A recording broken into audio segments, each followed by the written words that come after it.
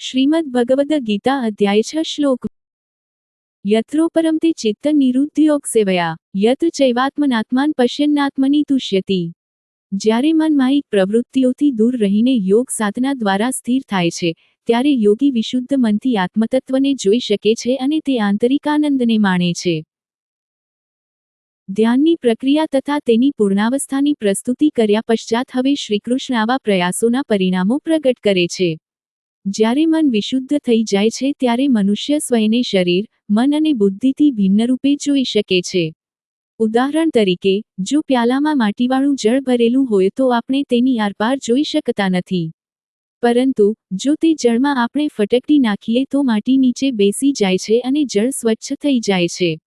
એ જ પ્રમાણે, જ્યારે મન અશુદ્ધ હોય છે ત્યારે તે આત્માની વિભાવનાને અસ્પષ્ટ કરી દે છે અને કોઈપણ પ્રકારનું આત્મા અંગેનું પ્રાપ્ય આધ્યાત્મિક જ્ઞાન કેવળ સૈદ્ધાંતિક કક્ષાએ જ રહે છે।